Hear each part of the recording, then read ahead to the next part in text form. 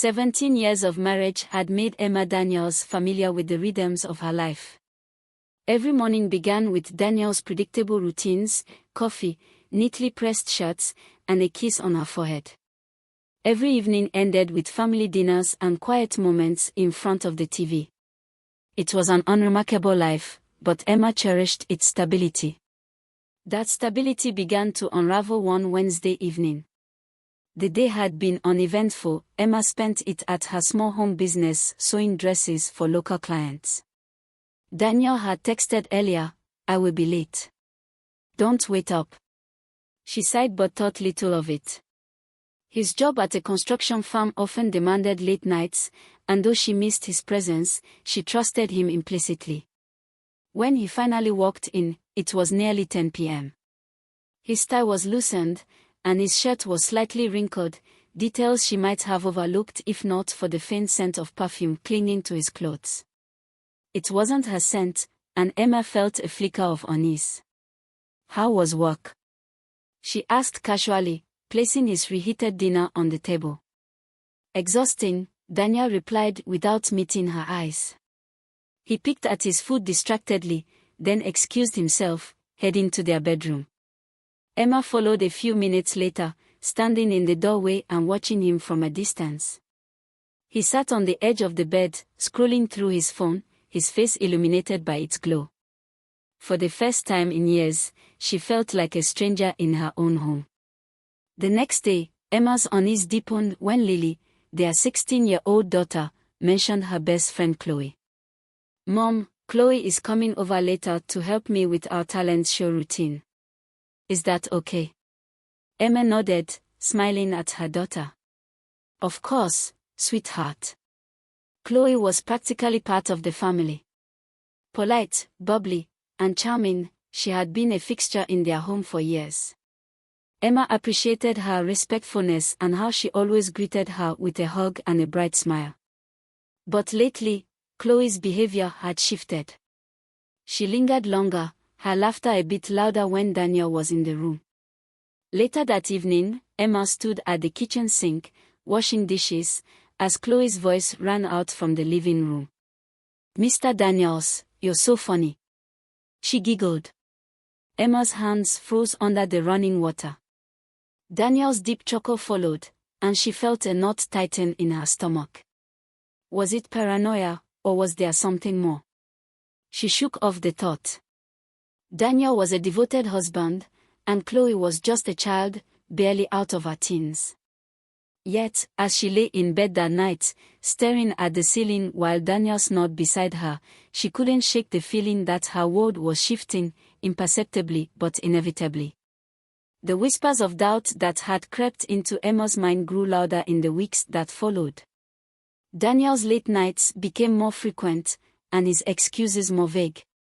"Work's been insane," he'd say, offering a quick peck on her cheek before rushing out the door. Emma noticed other changes too. He seemed more preoccupied, checking his phone constantly and smiling at messages he never shared with her. The intimacy they once shared felt like a distant memory. One evening, as Emma folded laundry in the bedroom, Lily burst in, her face flushed with excitement. "Mom, Chloe said we're definitely going to win the talent show. She's bringing snacks tomorrow for practice." Emma forced a smile. "That's great, honey." Lily beamed and skipped out of the room, leaving Emma alone with her thoughts. Chloe's name seemed to come up more often than usual. The girl's presence in their home, once a comfort, now felt intrusive. The following day, Emma overheard a conversation that sent her spiraling further. She was in the kitchen, preparing dinner, when Chloe's voice carried from the living room. "Mr. Daniels, I think you're the coolest dad ever," Chloe said with a flirtatious lilt. Emma's hands froze mid-chop. She strained to hear Daniel's response. "Thanks, Chloe," he replied, his tone light. "But I'm just an ordinary guy." "You're not ordinary at all," Chloe said softly, her voice barely audible. Emma felt her chest tighten. She tried to dismiss the exchange as harmless, but the pit in her stomach said otherwise. That night, after everyone had gone to bed, Emma found herself in the kitchen, unable to sleep. She stared at her reflection in the darkened window, wondering if she was losing her mind. Was she imagining things, or was there something she was missing? Her thoughts were interrupted by the sound of Daniel's phone buzzing on the counter. The screen lit up with a message from an unknown number: "I can't stop thinking about you." Emma's breath caught in her throat. Her hands trembled as she unlocked the phone using the code she had memorized years ago. The messages that followed confirmed her worst fears. "Last night was amazing. Can't wait to see you again." Emma sank to the floor, the phone slipping from her hands. Her mind raced, replaying every moment of the past few weeks. The late nights, the laughter, the perfume, everything suddenly made sense. Daniel found her there minutes later, her face buried in her hands. "Emma. What's wrong?" She looked up, her eyes red with tears. "You tell me, Daniel. Who is she?" Daniel stood frozen in the doorway, his face paling as the truth settled over him like a storm cloud.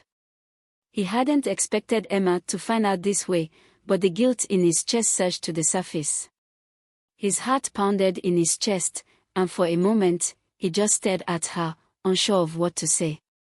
His mind scrambled, but the words he'd rehearsed 100 times before felt suddenly foreign, too shallow to explain the mess he had created.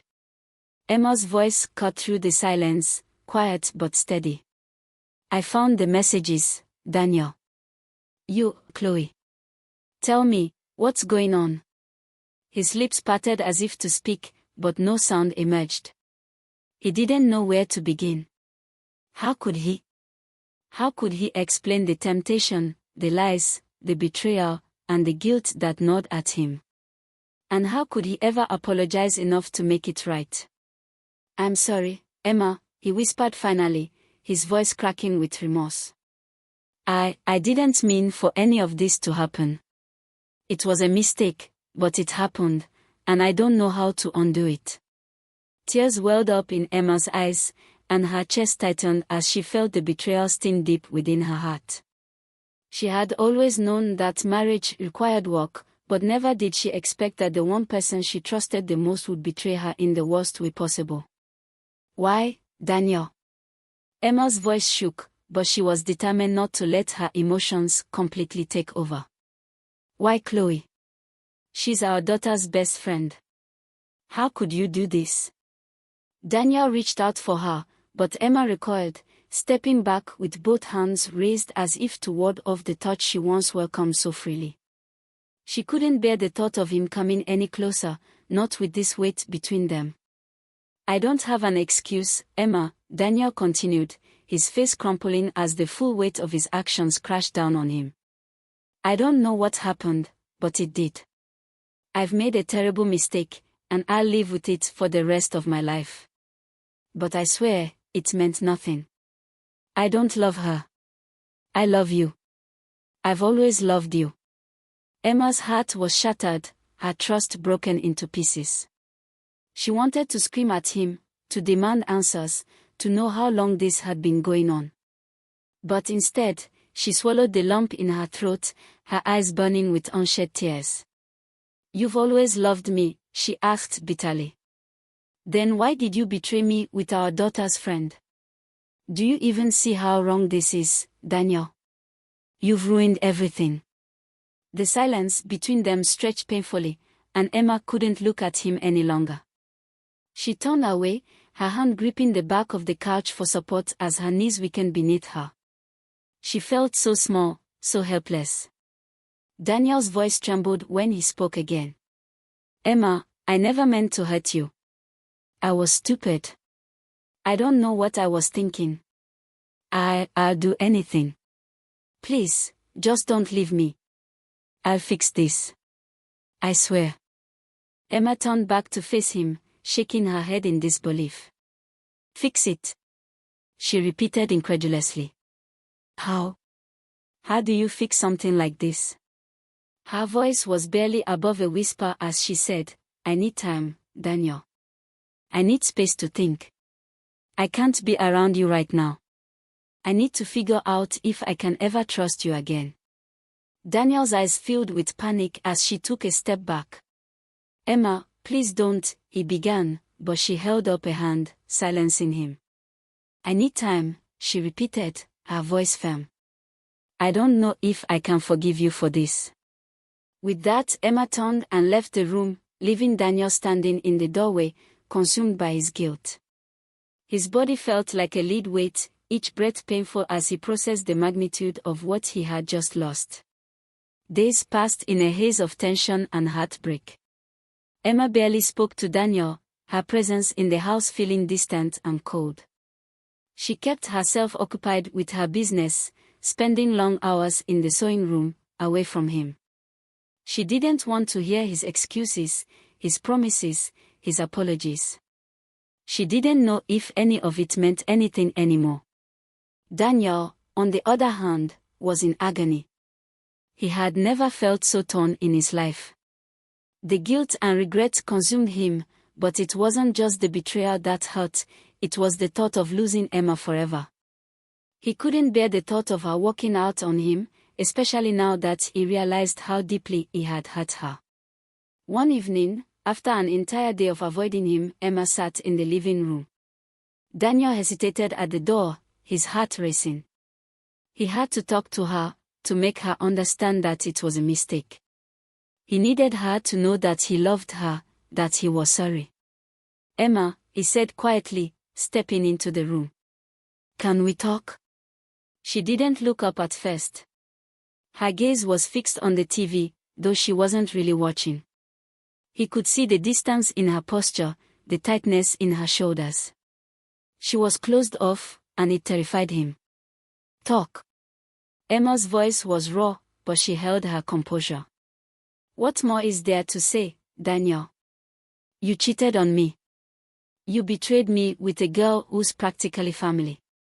You broke my heart. Daniel's throat tightened, and his eyes filled with tears. I know, he whispered. I know, and I'm so sorry. Please, Emma, don't let this be the end. I'll do anything to make it right. Just give me a chance. Emma finally turned to look at him. Her face was pale, her eyes red from crying, but there was a fire in them that made Daniel's chest ache.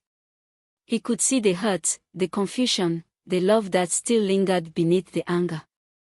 I don't know if I can trust you again, Daniel, Emma said softly. I don't know if I can ever forget this.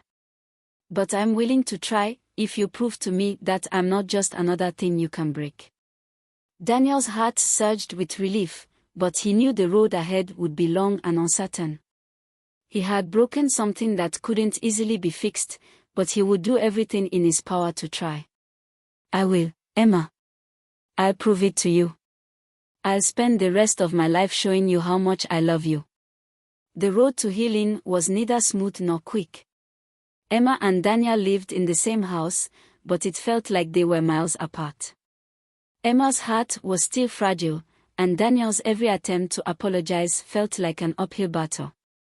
But over time, the silence that had plagued their home started to crack. Daniel worked hard to rebuild her trust, slowly showing her that his love for her was unwavering. He kept his promises, kept his distance from Chloe, and spent more time with Emma and Lily. And gradually, Emma allowed herself to soften, to let down the walls she had built around her heart. Their journey wasn't perfect. There were setbacks, misunderstandings, and moments when Emma questioned whether she could ever fully forgive him. But one thing remained undeniable: the love they had shared for years was worth fighting for. One evening, as they sat together on the porch, the soft hum of the night air surrounding them, Daniel reached for her hand. Emma looked at him, her eyes still weary but filled with a glimmer of hope. I'm sorry for everything, Emma, Daniel said, his voice barely a whisper. But I love you. And I'll keep proving it, every single day. Emma looked at him, her heart both heavy and light at the same time. I'm not sure if I can ever forget what you did. But maybe, just maybe, I can forgive you.